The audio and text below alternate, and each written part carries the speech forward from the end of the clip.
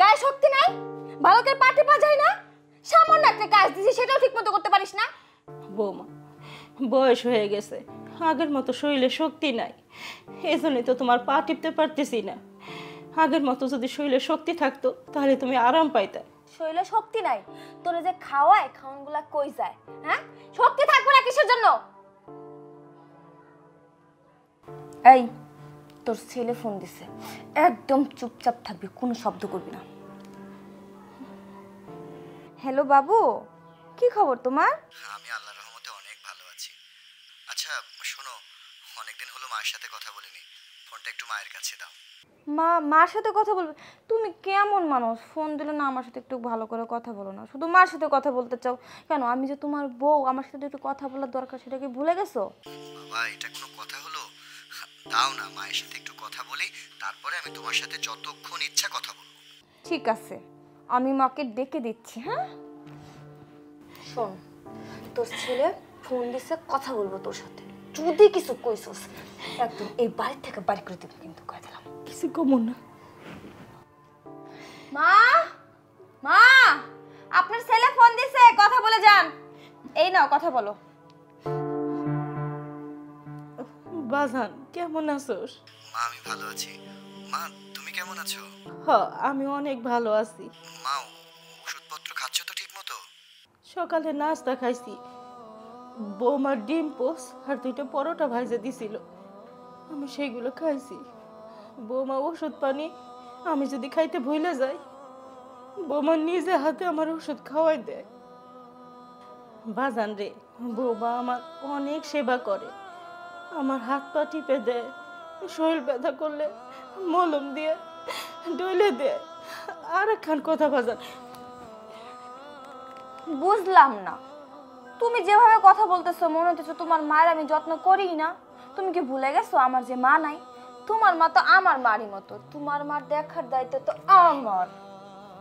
আর শোনো, আমি টাকা পাঠিয়ে দিচ্ছি, তুমি টাকাটা উঠিয়ে মায়ের চিকিৎসার জন্য যে টাকাটা লাগে, আর মা যখন যা খেতে চাই মাকে খাইও, কেমন?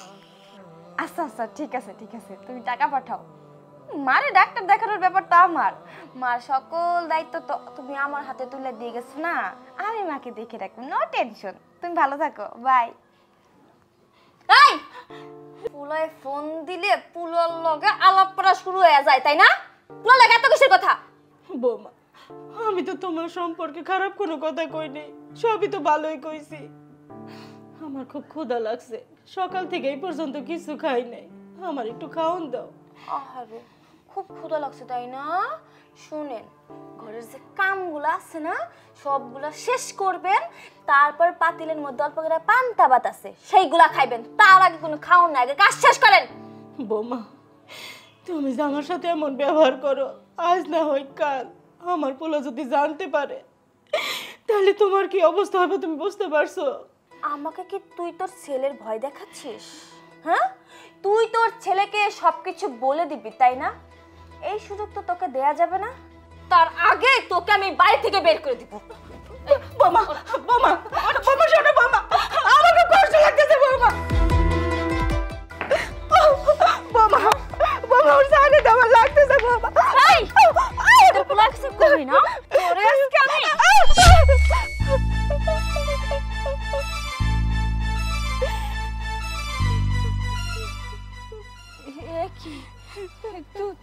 তুমি এখানে? তোর এত বড় সাহস, তুই আমার মায়ের গায়ে হাত দিস? আজকে তোর একদিন কি আমার একদিন। তোর কি মনে হয় আমি কিচ্ছু জানতে পারবো না?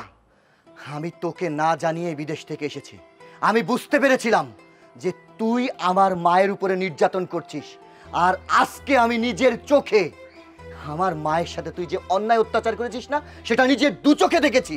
আমি তোর উপরে ভরসা করে বিশ্বাস করে আমার মাকে রেখে গিয়েছিলাম। আমি ভেবেছিলাম তুই আমার মাকে সেবা যত্ন করে ভালো রাখবি, আর আজকে কিনা আমি এসে দেখলাম তুই আমার মাকে আমার সামনে এইভাবে অত্যাচার করছিস। আজকে তোর একদিন কি আমার একদিন, আমি তোকে জানে শেষ করে ফেলাবো।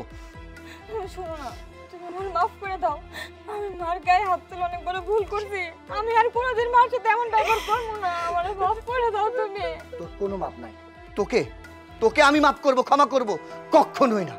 তুই কি মনে করিস তোর এই কুকীর্তি শুধু আমি দেখেছি? না, তোর বাবাও দেখেছে। তোর শাস্তি দেবে তোর বাবা। বাবা, বাবা,